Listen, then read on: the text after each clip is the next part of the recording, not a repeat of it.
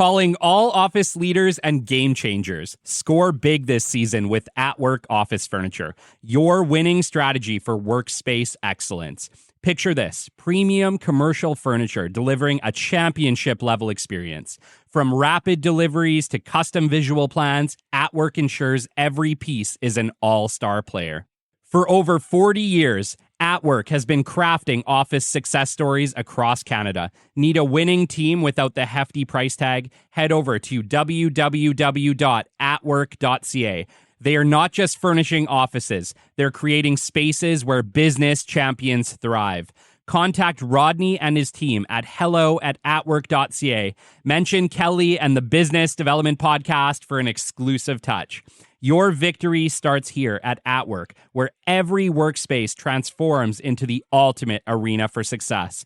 Don't just dream it, achieve it with At-Work Office Furniture. That's www.atwork.ca. Thanks for listening to a word from our sponsor. Let's get back to the show. Welcome to milestone episode 140. And for today's expert guest interview, we are graced yet again by Jesse Schewchuk, founder of Modern Muse Media and social media rock star. I can't wait to chat with her, and she is going to chat with all of us about how to make amazing video content. Stick with us. The tips in here are next level.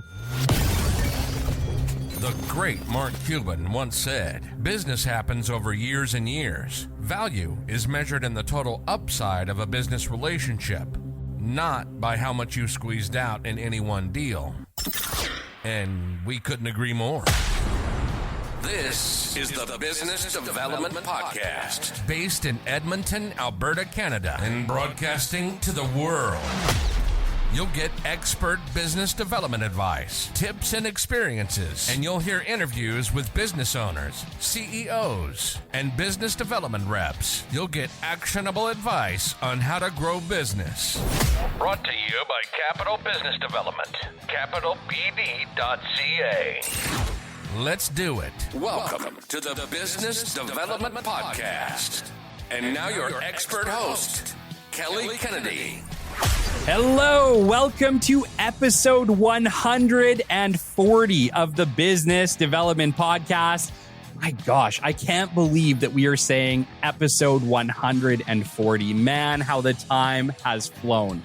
But as always, with no disappointment, we have an absolutely amazing returning guest. Today, we're delighted to welcome back to the show, Jesse Schewchuk. With a career spanning over 2 decades in television production and as the founder and CEO of Modern Muse Media right here in Edmonton, Alberta, Canada, Jesse has solidified her reputation as a true pioneer and leader in the industry. As a seasoned entrepreneur and mentor, Jesse brings a wealth of knowledge and expertise to the table. Throughout her journey, from navigating the challenges of the industry to establishing her own thriving agency, Jesse has remained dedicated to empowering professionals to harness the power of video.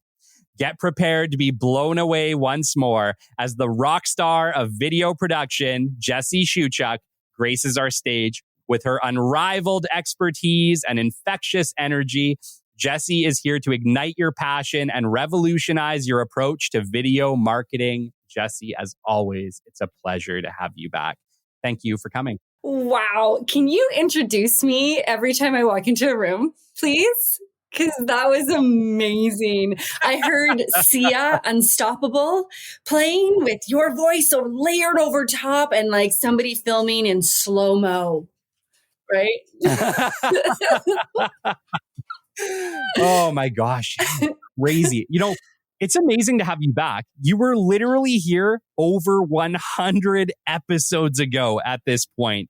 The original episode we did together was Lights, Camera, Action with Jesse Schewchuk, and it was episode 38. And I just want to say, thank you so much for believing in me back then. This show really exists because of guests like you who gave us a chance. And I just want you to know, I really, really appreciated you doing that. Well, thank you for sharing stories and expertise and your own vulnerability. And congratulations. This is amazing. It's wild. It's wild. I could have never seen this show. And I think that's just like every content creator, right? We're just all super surprised when it actually becomes popular and people listen, but it's crazy. I always encourage everyone now, like, just do something, just try it. And I know you do that too. And we share that in common. And like I said, I'm absolutely pumped to have you back. And I really want to spend some time today discussing the future of video, some of the challenges that you've faced along the way. We talked about this earlier today. But before we get into that, episode 38 was a little while ago, and people may be finding this for the very first time. And so let's go back into it. Let's do a little deep dive again back into who is Jesse Schewchuk? How did you end up the CEO of Modern Muse Media? Oh, well, there's a story. First of all, I want to address what you said about content and people actually liking it and doing that, because we face that with folks day in and day out. Why would people want to hear from me? Why would I even bother creating this content? And it's because you have a voice and you have a niche, and it goes back to that inner child. They like me, that they really like me, right? 80s commercial throwback right there. Yeah. Anyway, so I was a big fan of TV when I was a little kid. I was the child of the 80s, and both parents were working, and I had every commercial memorized, and I wanted to do video and I wanted to do commercials. So when my grandma and grandpa brought home that VHS camcorder that I could barely hold on my little shoulders, you bet I was creating videos with my cousins and with my family. And so, yeah, it was a passion from a really young age. I like to say I bleed video blood. And so I did commercials with them. I went and did an aptitude test when I was in grade 12 before I decided kind of where I wanted to go and what I wanted to do, knowing that that was always there. And the aptitude test showed broadcast TV. So yeah, I went into college when I was 17, finished at 19, started my career. Wow. and didn't look back, and became eventually a multi-award-winning television producer for a television show that was nominated for the Emmy of Canada. So wow. It's been a wild ride. No kidding. And then, we talked about it in the previous show, so we don't have to get too deep into this. If you really want to go back into the backstory, we talk all about this in episode 38. So feel free to go on back and check out episode 38 to learn more about Jesse's backstory, because it is amazing. It's touching. It's heartwarming. And you definitely want to go back and check that out. But yeah, take us into what made you decide to kind of go out on your own and help other people learn this super valuable skill. A mentor. So I was actually about to leave the industry, and it was a mentor who I was on the phone with, having a bit of a mental meltdown, and who convinced me to start my own business and that she would become my first client. She was to be the president of Women in Film and Television of Alberta, and asked if I was going to be vice president and to step up and to step in.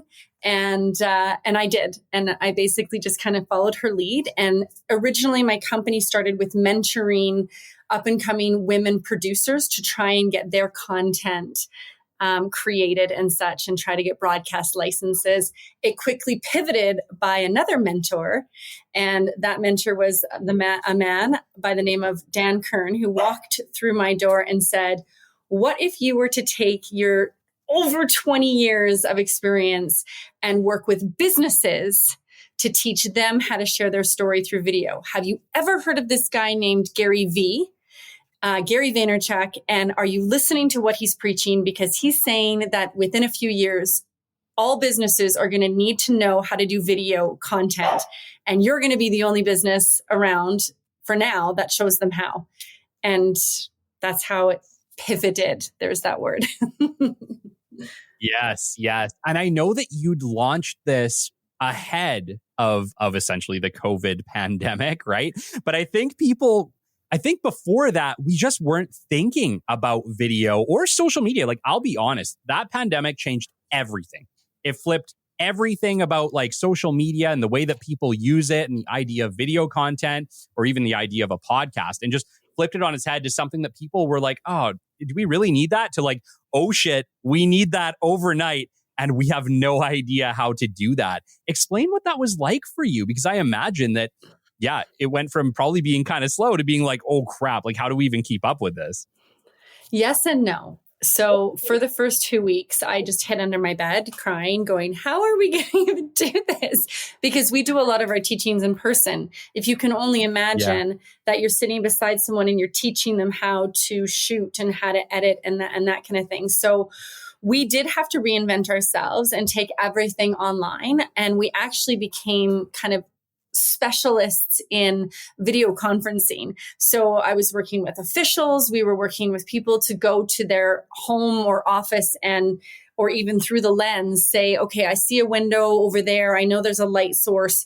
We need to, set your field of view up to be the most professional. Let's talk about looking to the lens, talking to the camera, hand gesturing. And so there was a lot of coaching and consulting, and that's kind of what we turned into. It's still all education, still all training, right? But yes, things did very much pick up thereafter. I love to say that I was standing on the top of a skyscraper screaming, everybody needs video. Whoa, whoa, whoa, whoa. And then the pandemic hit and I needed to rappel to ground zero where everybody was kind of up in smoke trying to figure out how to navigate this, buying tons of equipment they don't even know how to use. And still, I think a lot of people have, the extra equipment sitting in and around their desk in boxes, or they knew they needed to have it, but they didn't know what to do with it. And so, we did. We got quite busy quite fast. Remarkably, the end here is remarkably, there's still a tremendous amount of resistance to video. And I think a lot of that comes with fear of self, fear of getting in front of the camera, hearing your own voice, looking at your own hand gestures. And this is mindset stuff. It's more of that than it is the technical. There is the resistance that we saw to social media, which really kind of started to ramp up in 2007. And people said, we're not going to use this for business. This is not going to be a tool for marketing. And now I think eventually people jumped on that bandwagon. They understood that what this did is that completely crumbled the broadcast era and gave direct access to the customer in what we now refer to as the digital era, which is the era of digital storytelling. And so it's so funny, the psyche around it, because I'm not sure when that will really start to open up. I think I'm seeing it now, even years after now, it's just like, we really should get on this video thing. It's like, you don't say. You know what? I don't think that I don't think that it's people, and no, it is. Okay, you're right. It is. People are afraid, but I think it's a mix of they can get over that fear. I think the thing that holds them back more is they just don't know what to do. It seems very, very overwhelming on how to produce video, how to put out high quality video that is going to be meaningful and purposeful for the reasons that they want to do video. And I think, as business owners, we're all experts in whatever we chose to go to business with, or we would have never started a business. But none of us were experts in video production unless you're Jesse. Well, it's funny because it was opposite for me, because I was an expert in this, but I had no idea how to run a business. So let me tell you that. And we are going to talk about that because there are some lessons we learned, and I'm very, very excited because definitely I've made my fair share of mistakes as well. But I think that's what it is, right? And that's for most people that go into business, Jesse. It's not just you. The reason that I have a business development podcast and I speak primarily to executives is because they weren't business development experts. They were experts in welding, or they were experts in, trucking or whatever else they went into. And now they have to figure out, okay, crap, how do we grow our business? And you're in the exact same situation where people are being like, oh, crap, the whole world has just changed. We need to have a front face. And I have no idea how to do this. And I really do think it is, they would be willing to put themselves out there, but nobody wants to come across like they don't know what they're doing, or like they're doing it subpar, right? And they don't want that to reflect poorly on them. And so I think that is the true obstacle that needs to be overcome here. Yeah, you're absolutely right. I mean, nobody wants to look foolish. Let's go back to that inner child, right? We care too much about what other people think, but it's your clout, it's your professionalism. And this is human nature. People will judge your welding business or your coaching firm, depending on how good your video content is. It is it's an initial touch point. And so it does need to be good quality. It does need to represent you well. So, I mean, it would be really, really hard for me to not put a plug in here, which is why you would hire a content creation training agency. But I won't do that because, shameless. Come on.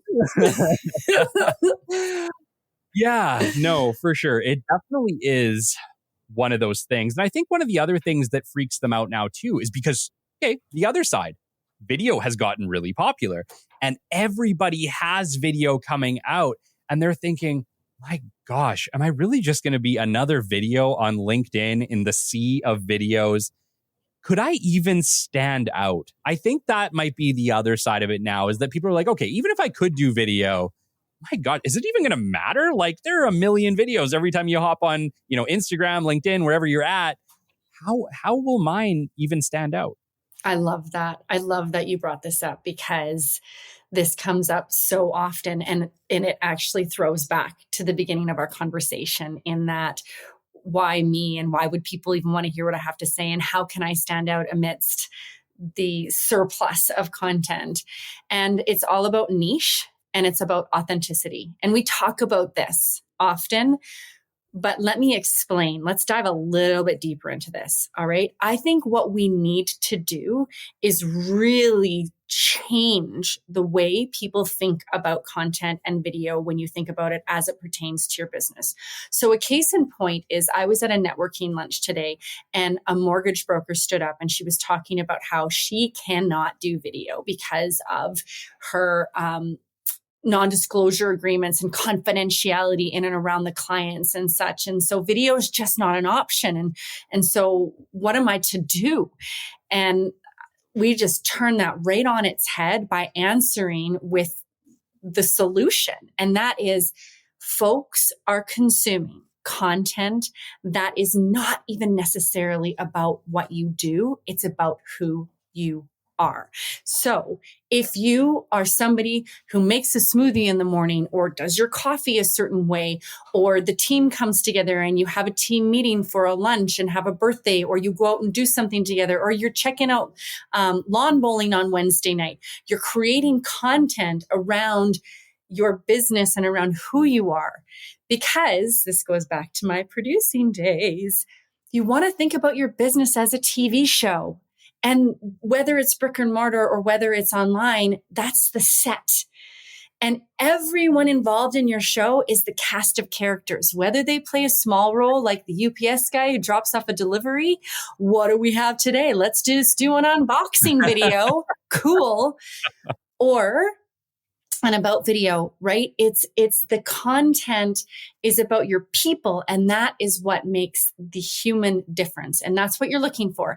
And then you're also going to find your niches, right? And so, for example, if you're a mortgage broker or a realtor who works very specifically with growing families, then maybe you're going to document how you spend your weekends at the hockey rink. And that's what you do because you're a hockey parent. And hey, fellow hockey parents with growing families, like, are you needing to upsize? I totally get how busy you are. Let me do this for you. But they only know you're that because you've done a video in and around and created content in and around who you are. And that's what we have to shift is the idea and rather the ideation around content. It doesn't need to be about mortgage brokering at all. What is happening? And I know this sounds like kind of crazy, and I know it might seem kind of stupid, but I think people are thinking, okay, like I'm putting out all these videos, and yeah, it might be about my daily life. It might be about what's going on. It might be about like important topics, but what is it doing? And I think you really do understand this because when you're doing video, I know that when you're probably teaching people, you're saying like, look, there's somewhere you're going with all this. Where, like, big picture, what is happening when people start to create a video persona or they start to really engage in this? What is the big picture? What is actually happening here, both short and long term? Awareness and connection. Awareness and connection. So I create a lot of content, and I do usually a video when I go to a networking event or when I'm at a lunch with someone, even taking a picture, and I post that. And let's say I take a picture with you, Kelly. We'll actually meet in person one day, and we're going to go for lunch, and we're going to take a picture, and we're going to tag it. And then suddenly all of our spheres, our networks go, oh my gosh, those two know each other. I didn't know she knew Kelly. What does she do again? Well, if she knows Kelly, then maybe she's worthy of my trust because she knows Kelly, right? So connection and trust is a part of it. Awareness. I kid you not, I walk into a networking room, and this has taken time to build. So that's another thing. You can't expect it overnight. It's not right. This is taking time to build. But when I walk into a room here in Edmonton, especially, more often than not, I get, there you are versus who are you? And more people know me than I know them. So they'll come up to me like they know me and, hey, I saw you were in Mexico. And oh my gosh, that payphone video was hilarious. You're so funny. I love what you're doing. And I will be like, have we met? and it's not rude. It's that moment that excites me because it works. Now, it works in conjunction with a great marketing strategy. It works in conjunction with a really great calendar and campaign and newsletter that goes out. It works when you're out there networking. It works as a part of everything else. We don't post and ghost. We don't just do a video, put it up there and walk away and go, I just am not getting my ROI and I can't figure out why. Let's speak about ROI. Let's take a little moment here and chat about the avenues that people have. My gosh, I think like especially in the advertising side, the ROI on some levels is getting less and less and less in the traditional digital advertising spaces. I honestly see what you're doing as being much more valuable to organizations over time than spending, $600, $1,000 a month in their digital ad spend, because at least with this, you know where it's going. With a lot of the digital stuff, it can just get lost in the muck. And I know it gets very frustrating, especially when you're trying to do digital marketing and it's just burning money. Mm-hmm. Yeah. So ROI is tough. And we talk about this because I was just on a phone with a client today who was talking about, I've been burned by many marketing companies and we bring them on and we pay monthly. And it's like, yeah, we're going to do all of this great stuff and promises and where are the results and where are the numbers and things like that.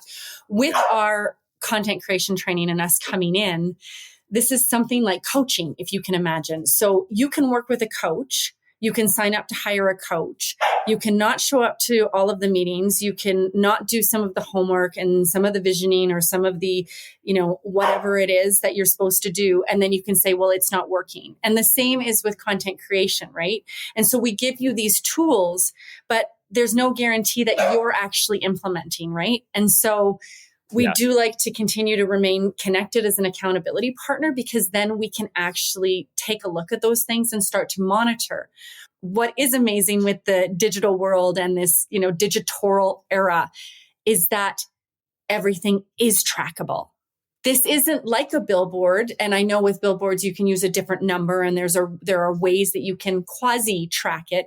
But this is like, all of the data is there at your fingertips. You're going to be able to do testing, throw out this kind of video, throw out this kind of video, launch them both as ads, figure out if they're going to work or not. I mean, this is a crazy, exciting time. I mean, and I know for a lot of folks, it is very overwhelming.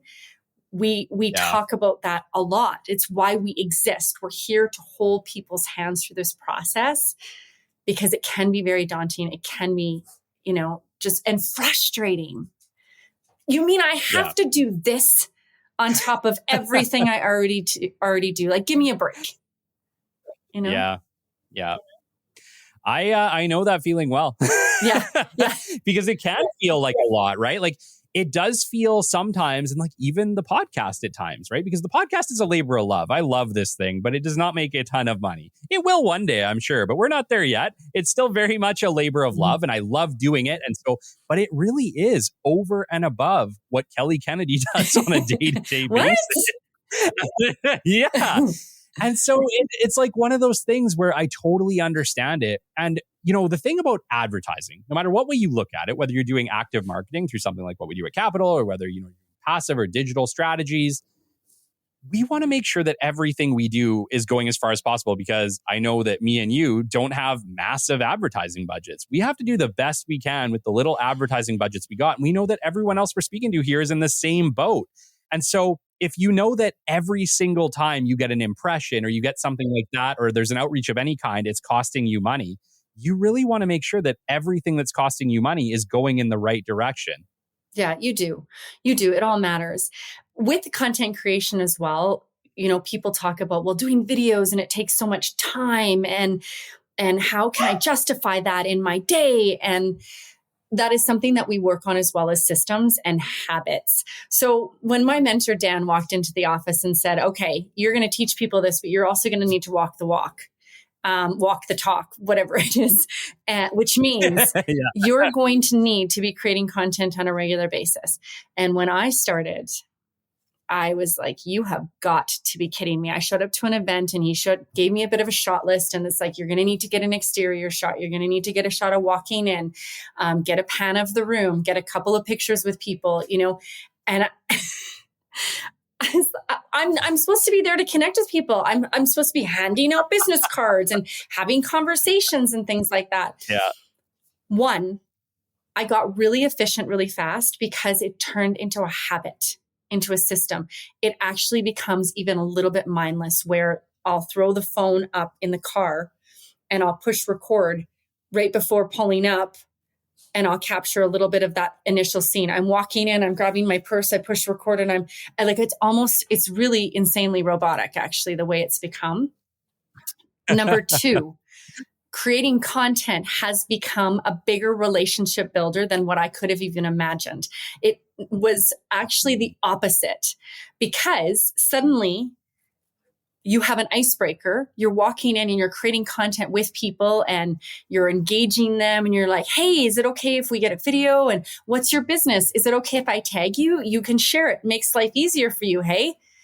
And then you go online and you extend the life of that network connection however many fold, exponentially, because then you do great content showing them what I do, leading by example, and then tagging them, and watch the post get traction and get comments and engage with them. And was great to see you. Hey, look, you made the cut. And suddenly it became this thing that this tool that had just become really, really natural. It took time to get there. Yeah. Yeah. And I experienced the exact same thing starting this show, right? Like in the beginning, sure, it took time to get traction, but yeah, like, holy cow, the doors that the Business Development Podcast has opened that I could have never seen coming has absolutely just blown my mind. And you're right. It's like, it is surprising. It is. Mm-hmm. Yeah. I mean, and the relationships, right? And that's what you talk about when you go in networking within mind of like how many cards you're going to hand out versus how many people am I going to include in this creation? It's kind of, it just really turned things around for me drastically and really became a lot more fun too. Now, don't get me wrong. Sometimes there is a pressure you got to edit that video that you just went and did. But again, I'm getting much more proficient. The tools out there, the AI available, the intuitive apps, I can be creating really great content with good light, good sound, good technical production values. But then I can actually be much, much more quick to put it together and get it up and out there, because that's also expanding around content creation. And I think, once again, we were talking about things that really freak people out. And it's one thing to take a video. It's a whole nother thing to master it. Right? Yes. And so you're right. It's like, it feels sometimes daunting. Yes. But That is why we have our rock star video expert on with us today. And I was hoping, Jesse, that, let's talk to some business owners who are on that fence. They're like, man, I would love to create video. I think that'd be so cool. I know I'd be capable of it, but my gosh, I don't even know where to start. Let's give them just a little 101, kick them in the butt. Let's get them to post that first video. But could you give them maybe, like I said, a 101 on creating your first video? Okay.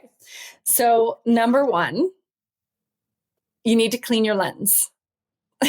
Most of your content is going to be taken on your phone. It's one of the reasons why we give out these handy little dandies, screen cleaners, lens cleaners, glasses cleaners, if you will, that I'm referring to, and cleaning your lens. So that is the first thing that's going to make your content look downgrade, dirty, unprofessional, is a dirty lens. And you see it all the time. You can have the most beautiful picture, you have it framed, you have beautiful lighting.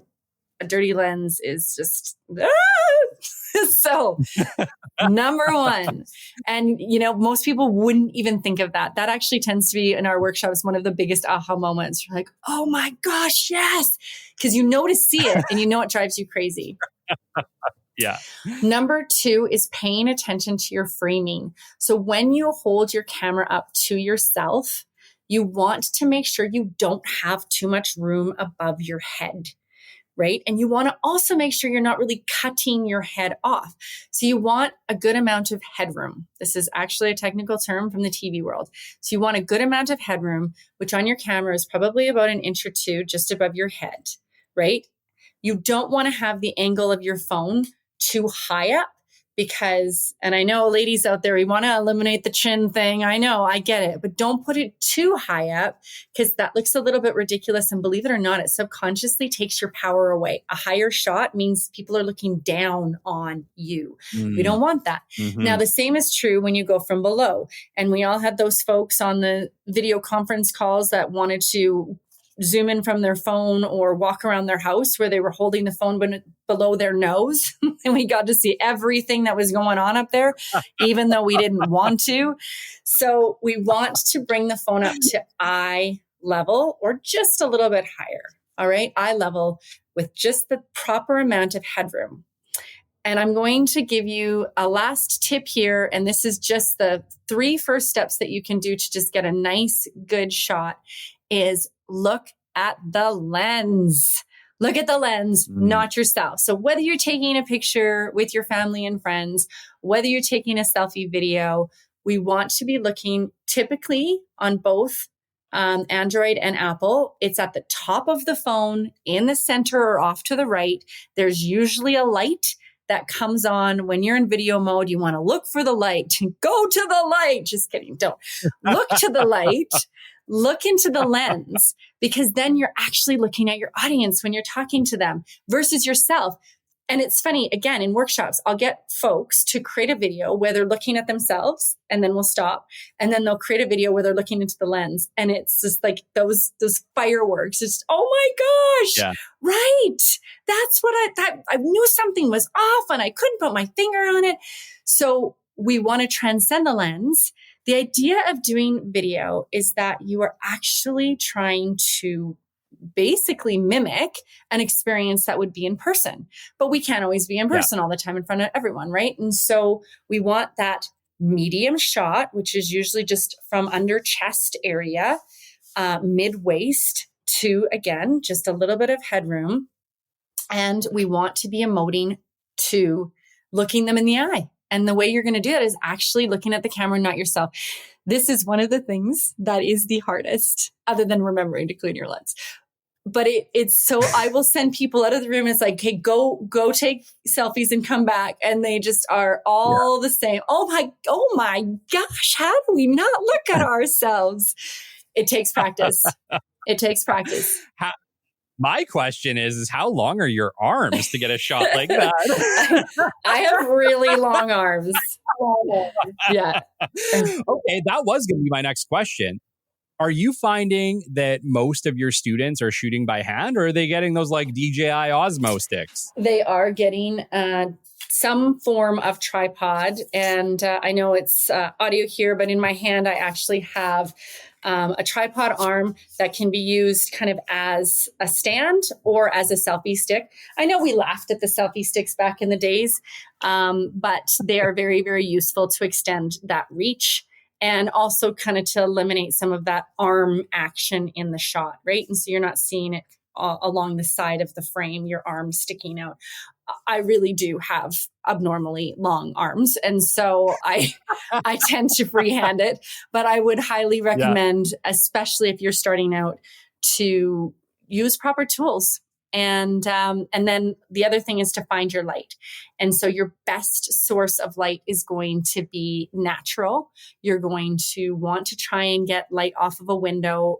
You actually face the window and have the light come in, other than if it's too bright. But yeah, we want some natural source lighting. A really, really great tip that we tell people often is all you need to do is stand with your phone in selfie mode and do a 360 in a circle, and it will be crazy. The shadows you'll see under your eyes and then across your face, and you will find your light. I often talk about finding your light. You do a 360 anywhere you are, you will be able to see the difference drastically and find your best light in whatever situation you're in. My gosh, that might be the best video information or like lesson or tip I've ever heard. 60 seconds or less. It seems so obvious. It's so obvious, right? But it's like, how would you figure out just spin around in a circle? I know. Like I would have never called it. Oh, it's hilarious. So we do behind the scenes of our workshops, and it's almost like zombie land. We have a whole bunch of people with their arms up, with their arms out, holding the phone on selfie mode, going around and around in circles. And I always get a picture of it because it's such a powerful visual that sometimes it is just the simplest of calibrations that will drive your production value up for your content creation. It sounds very much like you're very much recommending for people to use their phones. Is that because everyone has one? And so, hey, you have a great camera right there. Or do you think once people kind of start going down this path of video production, maybe they've got the phone kind of figured out, do you recommend that they go and get like a professional camera setup? Interestingly enough, 100% of our training programs right now are done on mobile devices. Whereas 8 years ago, when we began this journey, most often the story would be, oh yeah, we have that old DSLR camera, not old, but we have that DSLR camera in the office that nobody knows how to use. Or we knew we needed to get equipment, but we don't really know what to do with the equipment. And so we were training on cameras more often in yesteryear. Right now, present day, and yesteryear, I mean like 2 to 3 years, 5 years ago, right? But that's how fast things change. It's all on mobile device. There are apps. There's the power and quality of what these things can do. Most people have no idea what they have in their fingertips. Just magic video wands waiting to be, explored. Yeah. My gosh. I would have never called that. I would have thought it'd be the other way. Like once people figured out phones, they would like upgrade to like the latest and greatest video camera. No, unless we're talking about drone. And we do a tiny, teeny, weeny bit of drone training. It's really, really small. I think, to be honest, I think we've done drone training in 2 of 125 programs that we've run over the course of 8 years. So.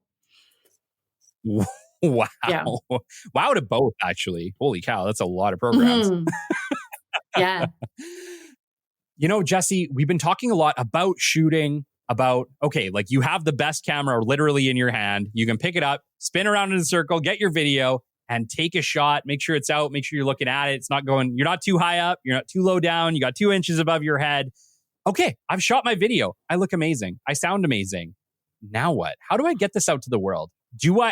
Do I run it through programs? And if I do, what programs do you recommend to get?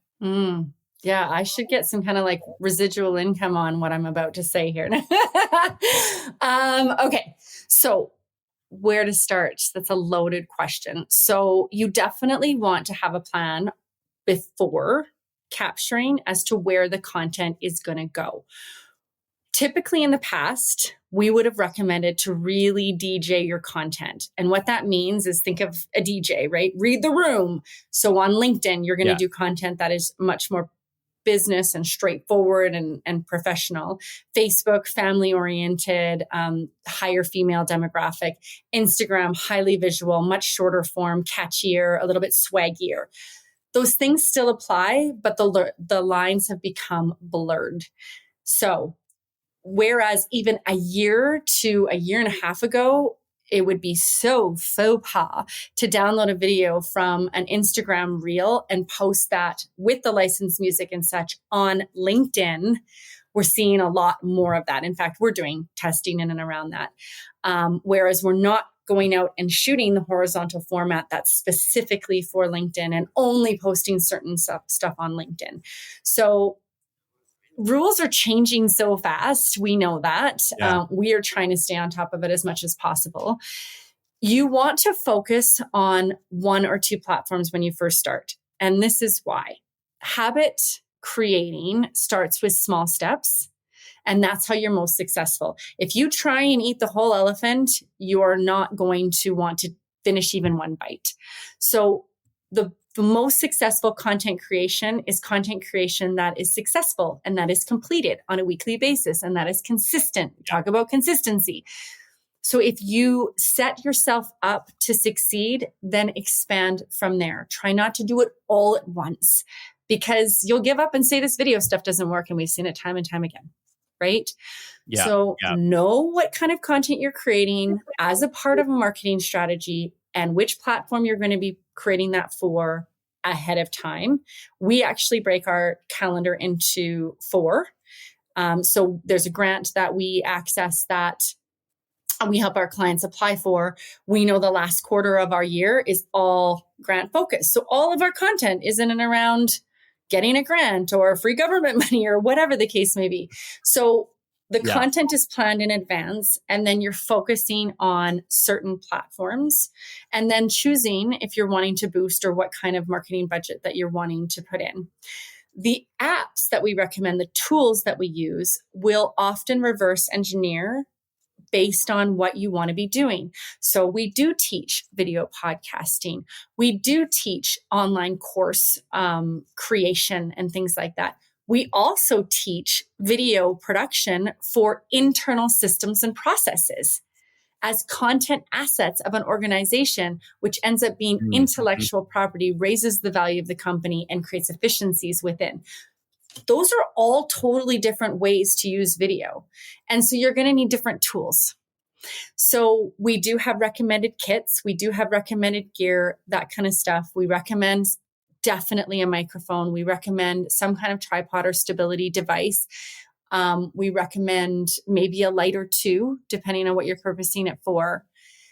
And then there's the editing software. And so again, what kind of content are you creating? Are you going to be needing to take the content and bring it into a desktop and do desktop editing where you're layering, you're adding B-roll? This is getting a little bit more intermediate. That's okay. Yeah. Or is it going to be more run and gun content where you're shooting and editing on your phone? So for on the phone, we definitely lean into CapCut.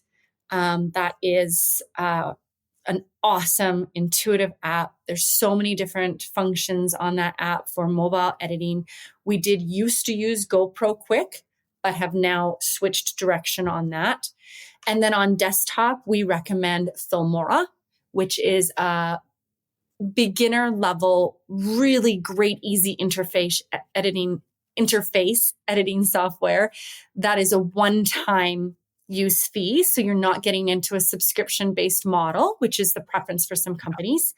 And we also teach on Premiere, which companies may have the Adobe Suite, the Creative Cloud, whatever the case may be. They already have access to it.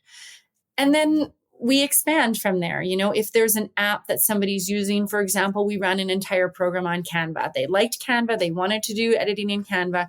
Even though we listed all of the limitations, Canva's amazing for so many things. But for editing, right, there's other tools. They were like, Canva. Yeah. So Canva it was, because that's what worked for them. And that's what was going to set them up to succeed. Yeah. Yeah. Man, it must be kind of tough, though, when you're like, but there's something better. Yeah. We use Canva for a lot, too. Canva is yeah. Little plug. Yeah. This episode sponsored by Canva. I wish. Maybe one day. Yeah. Canada, if you're listening, if you're interested. Yeah, no, it's nuts. Obviously, since we talked last, AI has been the big thing. It's like, and I remember chatting with you briefly about it at that time. It was like, at this point, it was literally over a year ago since we chatted about AI. That's crazy. How's that changed everything since that time? It's ever changing, similar to content creation and social media. And we're proactive in a sense that we're incorporating it into our programs so that we're teaching the use of AI with content creation, ideation, also used for the posts, like the writing and such. There are also apps, like I said, that have AI components in them. Again, super intuitive and awesome. You look at even the platforms with LinkedIn. If you are a LinkedIn Pro user, you get to tap into the AI tools that they offer that are there for video as well, right? And so you can summarize takeaways, but then there's the captioning and so on and so forth. So you can be proactive to a point. There's a lot more reactive right now because that's kind of where we all are at, is what's next? Respond. What's next? Adjust. What's next? Calibrate. So, it's just day by day, week by week, month by month, whatever that looks like. And trying to stay with it and get into the flow of it rather than the resistance, because again, it's something that is not going to go away. Yes. And actually, I want to take a minute and just stop, because we're talking to a lot of business owners who are using LinkedIn quite regularly. Heck, they might even be posting videos. They probably didn't know that LinkedIn now has an AI captions function. Can you maybe just explain that to them? LinkedIn now has an AI captions function.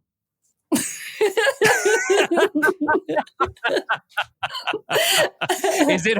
I haven't used it, so is it hard to use? No, it's just inaccurate, and so, or can be. So with any AI tool, you definitely want to proof it. With LinkedIn, you get one opportunity to proof. So how it works is when you post a video, it will actually do the captioning for you, which is amazing. Facebook does as well, and so does Instagram. This has come so far. We actually used to teach captioning as a part of our programs. You don't need to embed it now in the videos and type everything out or get a transcription. So it will actually transcribe it when you post it.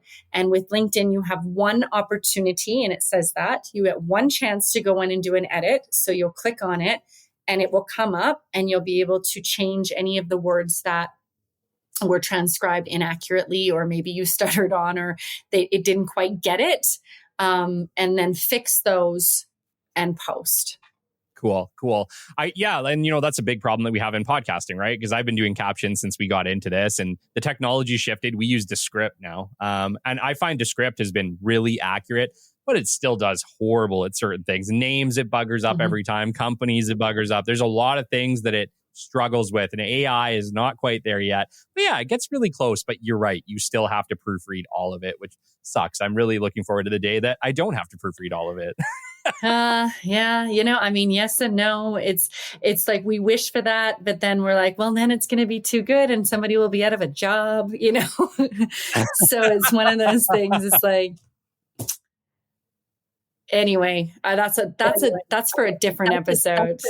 No kidding. How different the world will be in 5 to 10 years. Gosh, I know. I think about that a lot, actually. I find myself thinking about that a lot more because I want to stay ahead, right? It's like, how do you stay ahead of something that you can't even see coming? Mm-hmm. It makes it really tough.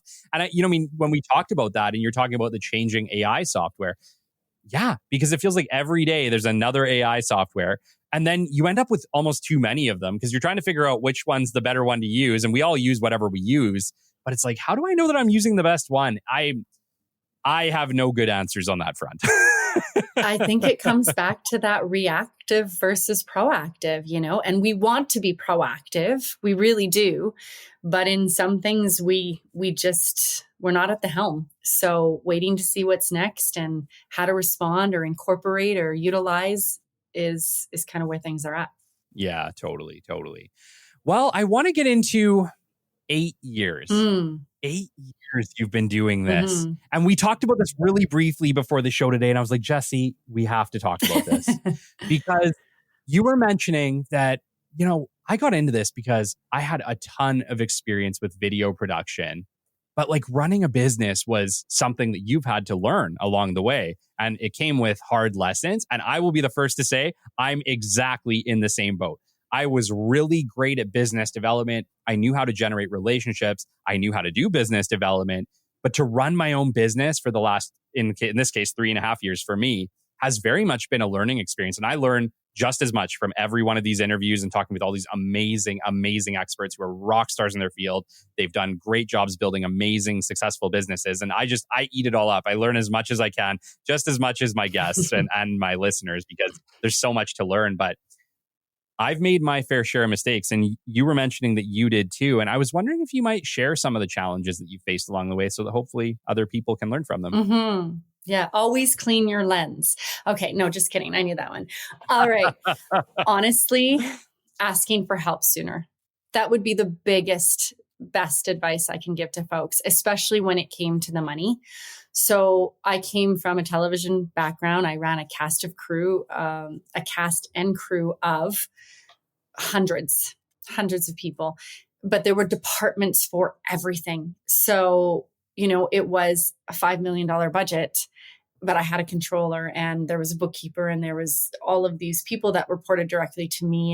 And so when I came out on my own, I thought I had a really great understanding of budgets. I thought I had a really great understanding of business, but there's nothing like running your own business. I needed capital. I started out without any capital as a single parent. And so not having a secondary income, really jumping off the cliff, full speed ahead. And I had a bookkeeper that had messed things up, and I didn't know she was messing things up because I didn't know the business well enough, and worked with an accountant that wasn't, claiming things on the personal side in regards to shareholder loans and things like that. So taking out loans because I needed to, because I kept trying to grow, and then we grow too fast, and then we need to scale back, and then we grow again. And then becoming really ashamed very quickly or protective of the books or any decisions that I had made, or, keeping that really, really close to my chest, because you need to be professional and because you need, as a female as well, know what you're doing, come across as confident, be assertive, but not aggressive. And so I didn't ask for help for a really long time. I floundered and fumbled my way through. And I'm still paying for a lot of those mistakes. And I'm so happy to say that we're doing ridiculously better than we were, and could be in such a different place if I wasn't still in this repair. And there's still a couple years of repair to come. And sometimes that actually, it takes a lot of really strong mindset to not dampen the celebratory wins, because we're still kind of making up for mistakes had. That doesn't help anything. Shame circles, shame spirals, all of those things. But I was scared of what people were going to think, or that I would be judged by not being able to run a business well, or that it was really bad, and so then you don't say anything, and only to find out that it wasn't really that bad. So anyway, it was all the things, asking for help and opening it up to someone, maybe even if it's just one person that has lots of business experience, especially with the numbers side of things. If you're a creative type like me, I'm a letters person, not so much a numbers person. That I can't stress it enough. Yeah. What are some of the things that, had you known now, you would have asked for help on? How to run books, how to open my books, and cash flow projections, and what that even meant, and keeping track. For a long time, it was just money in and then money out. And as it came in, and I paid it as it went out. And I had no idea what it was going to look like. And it was just on a, what is the expression, on a something? It's on a hope and a, I don't know, cross my Open fingers. prayer? Sure. I may as well have just been blindfolded walking around in a dark maze going, I hope this works. Because that's what I was doing. And I've grown. There's still room for improvement for sure. But there's that openness and willingness to just not be so humble that I'm going to ask this question. And yes, I've been in business for 8 years, and I'm not going to care what you think, because I need to care more that this works. This is working well, and that I know what you're doing or what's going on. So humility. No. Humility. Yeah.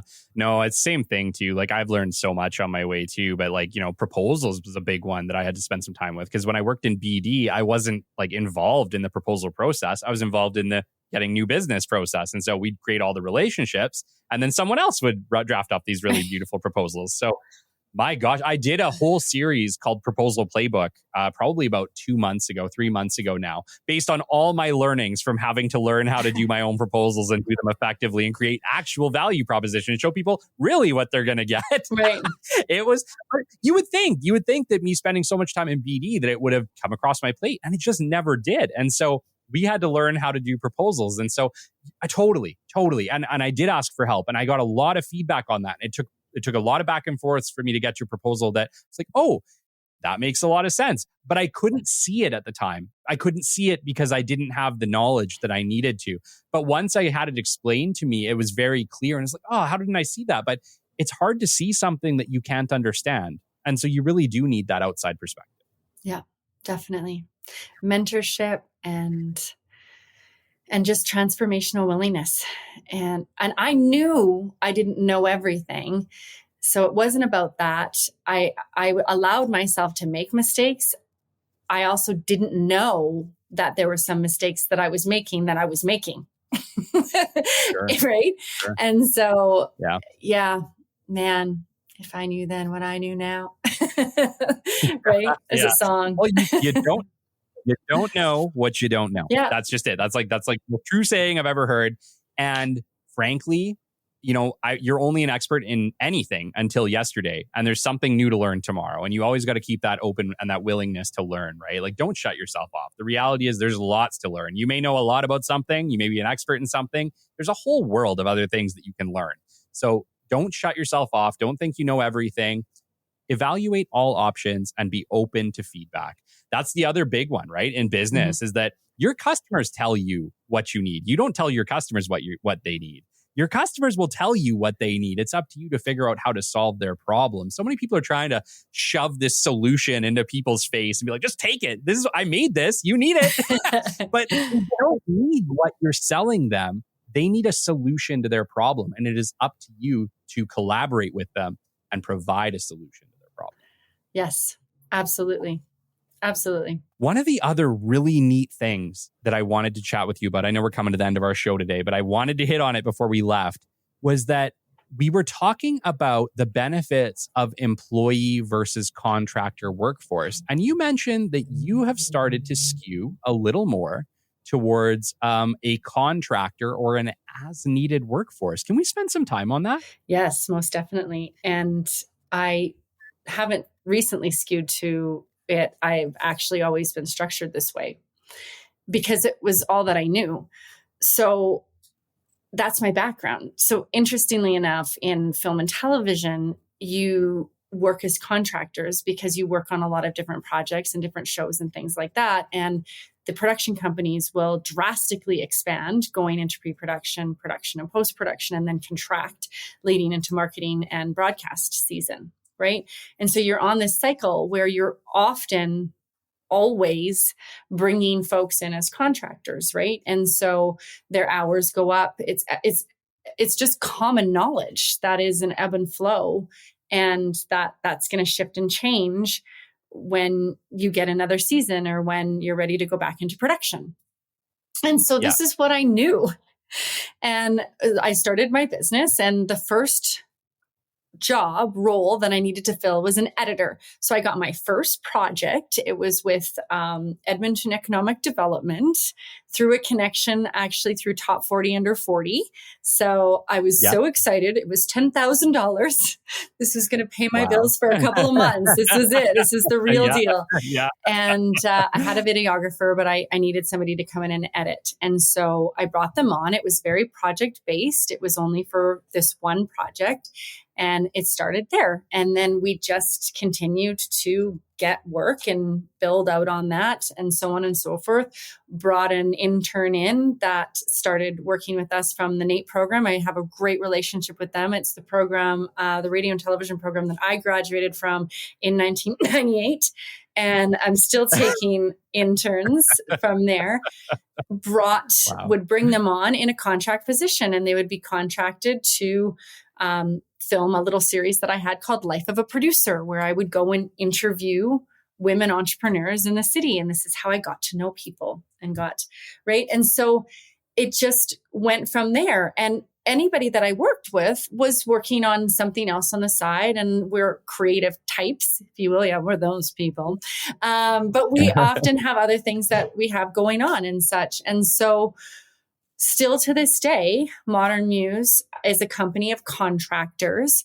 All of the people that work for me, whether it's my 3 facilitators, my director of training, my bookkeeper, what else is there? My executive assistant, all work on other projects other than Modern Muse Media. I don't know if it's a type. I also think it may be that I'm really either ahead of the curve or behind the curve. I'm not sure which, and frankly, I don't care. But this could be the way things are going. And that feels like it is, especially with Gen Z. It's or Gen Z, rather, for those American folks. So it's that fractional nomadic work. It's that I want to be able to do this. I want to be able to do this. It's less about the making money and more about how does my day look and what makes me happy.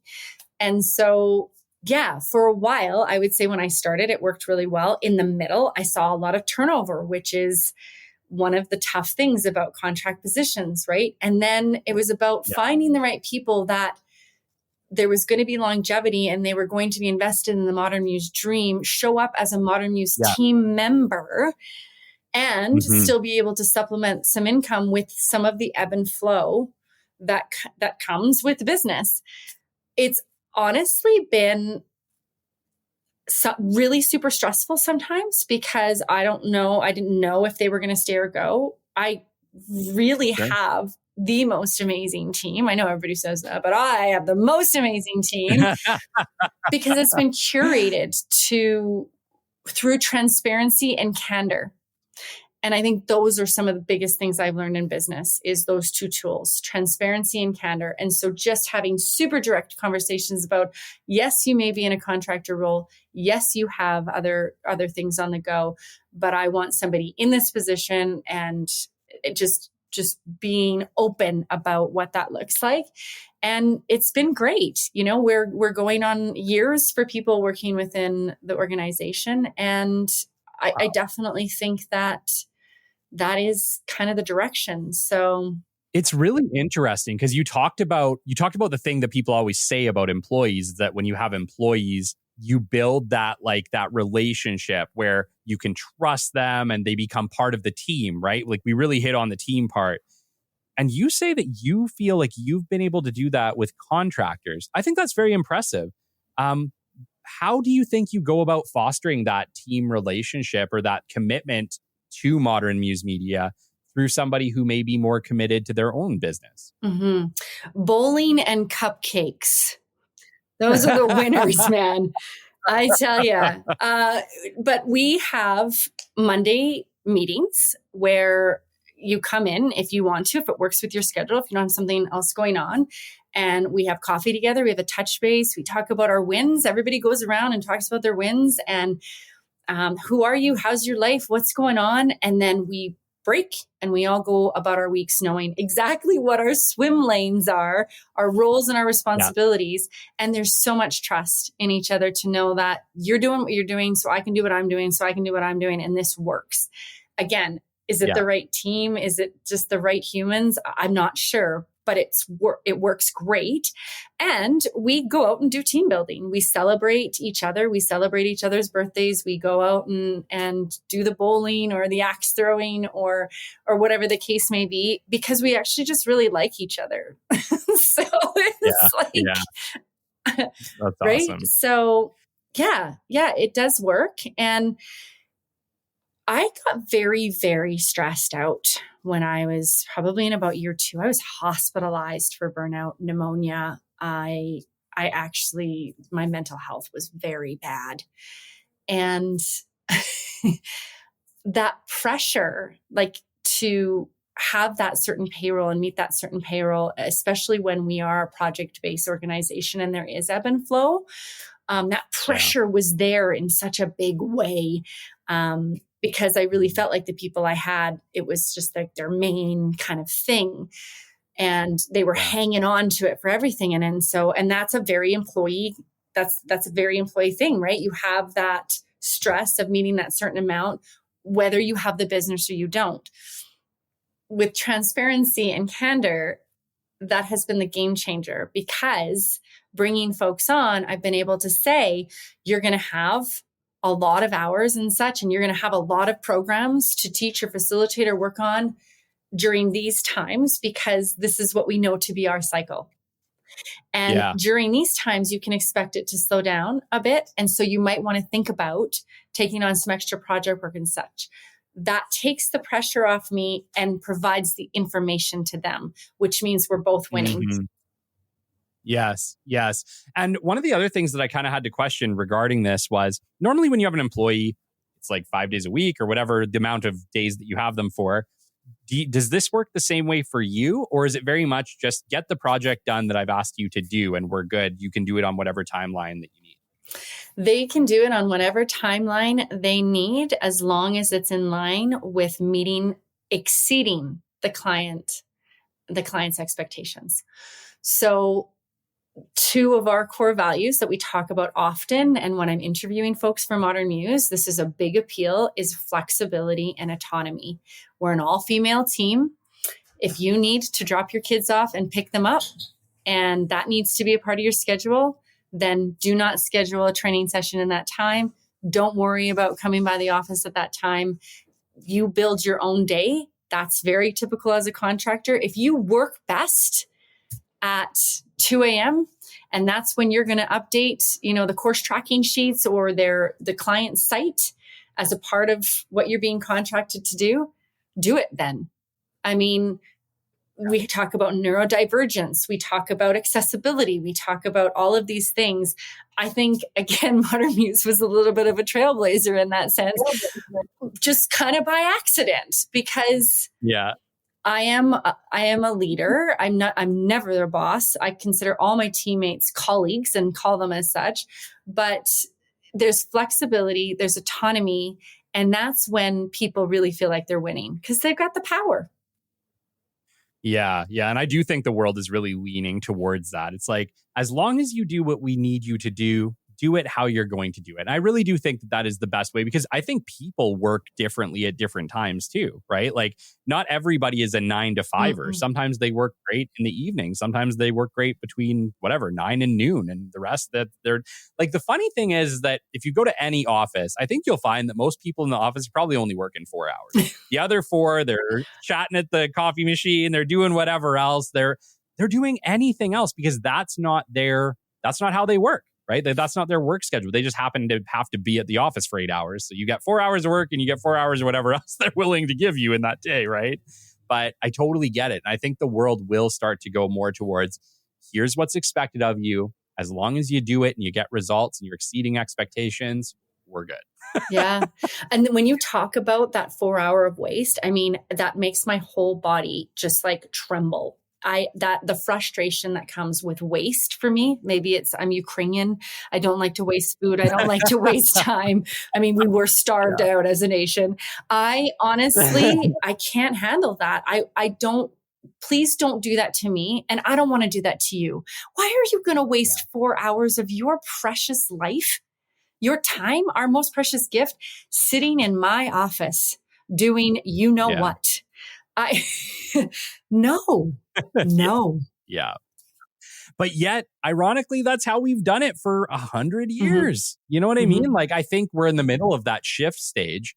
But yeah, I totally get it. I did want to just ask before we close up today, when you are working with your employees and you kind of are working on the way that you're doing it, kind of an expectation, did they provide like a weekly report to you? How do you know, how have you been able to kind of track that the performance is where it needs to be just for you, for your own well-being? KPIs and an online system. So we use ClickUp and everything is documented in there. Tracking is in there. And it's just this amazingly powerful tool and system that everybody just puts all of the data and the information into. And this is a new development this last year because I brought on a fractional COO and he whipped us into shape because everything was all up in here when I'm tapping my head. Yeah. And you had said my employees, so I'll correct in my contractors. Sure. And they also invoice everything is very split out and documented because our bookkeeper is all very categorized and it's fractional work. Some of our facilitators also do videography and editing and work on some of our production projects. And so that's broken out on there so that I know that the right amount of hours are being billed from the side of production versus the right amount of hours being billed out for training. Jesse, we are coming to the end of our show, but I want to chat just quickly about Modern Muse Media because the last time we came on, it was very much based on the video production training, and you guys have undergone an evolution since the last time. Introduce all of our listeners to the modern Muse Media. Hey, I like that. So we are now a content creation training agency versus a video production training agency. So first of all, most people didn't know what that meant and thought we did videos for training companies. No, but just evolving again with what the client wanted, needed, asked for, and shifted in that direction. So folks are really struggling with keeping up on the content with that accountability, consistency, and habit. And so what we do is we come in to organizations weekly, every second week, whatever it looks like for their needs and wants, and actually create content with them. We are still training them while we're going through the process. So if you can imagine, let's have the phone, let's do some ideation, let's shoot some content, do in-camera transitions, make it great, professional, slick. Let's edit it. Let's post it. If you're working with an agency, a social media company, then we can actually just send them the content so that they can upload and such. But then it's done. And we can come again and again, and then teaching people through that process how to capture that when we're not there. And then maybe we put it together when we come to them. And so it's just what folks need is content now rather than we go through this whole entire program and you get one video at the end. Let's just create content until you're able to do it on your own. And we can stick with you ongoing, right? Maybe it's something that you don't want to ever do on your own. You want us to come in. We'll still be continuing to educate. We're still going to show you how we're doing it, what we're doing with you. But then you're getting that usable content out the door on a regular basis, getting this to work for you in the way that we know how it can. Oh, I love that. Because you're absolutely right. If people are reaching out to you, it's because they need content yesterday. Yeah. Not 6 months down the line once they figure out how to do it. No, that's super, super cool. Do you service just the Alberta area, or do you service across Canada? If we have listeners from, heck, even the United States, would you service the United States if people reach out to you? You bet. Absolutely. We can offer customized training anywhere. Some of it's going to be through the lens and virtual rather than in person. So our focus in person is definitely Alberta based, unless there's a travel budget, right? Which we're willing to definitely come and see folks and work with them. And we've done that in the past. So yeah, I think that we love to say, and we love to do this, we make doing content fun and easy. And it really is about building that muscle memory. And I guess one of the other questions that I had was, do you recommend that every business create their own content? I know that there's some businesses that are like, no, I don't want to do that. I'm just going to like outsource it and have someone else create me ads. But I think that it's probably more valuable if they're creating their own ads, isn't it? So let me pose this scenario for you in regards to that question.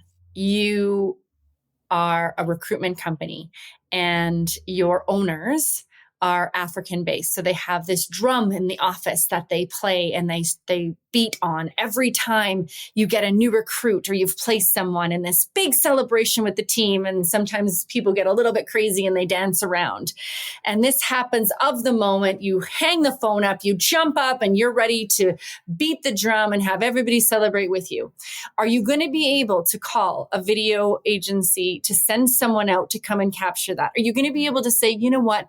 Everybody just freeze. We got to wait for our videographer to get here. Are you going to be able to capture the moments that happen on a day-to-day basis in your corporate culture, on your TV set, with your cast of characters on a regular basis by outsourcing? I still think there is use for outsourcing, and that's if you're wanting to do kind of that more specialty, there's a fundraiser, there's an event, you're doing that kind of video. But when we're talking about content creation on a regular basis to showcase your corporate culture and your why that differentiates you from other chiropractors, dentist office, muffler repair shop, whatever the case it is, that's what's going to do it. And you can't outsource that. I hate to say can't. You can, but think about the logistics. I love it. I love it. Okay. Well, I think you've made a damn good pitch for why people should hire you and bring you in to teach them how to do some social media and some content creation. How do they do it, Jesse? What's the best way to get a hold of you? Dial 188. I'm just kidding. You can find us on socials, right? So Modern Muse Media, we're on LinkedIn, we're on Instagram, we're on Facebook. You can also find me on Instagram. I'm Ms. Jesse Muse. And you can also reach me at my email. So it's Jesse, Jesse, so no I, Jesse at modernmusemedia.ca. Amazing. Amazing. Thank you so much, Jesse, for coming back a second time, gracing our stage and educating our audience. This has been episode 140 of the Business Development Podcast, and we will catch you on the flip side. This has been the Business Development Podcast with Kelly Kennedy. Kelly has 15 years in sales and business development experience within the Alberta oil and gas industry and founded his own business development firm in 2020. His passion and his specialization is in customer relationship generation and business development. The show is brought to you by Capital Business Development, your business development specialists. For more, we invite you to the website at www.capitalbd.ca. See you next time on the Business Development Podcast.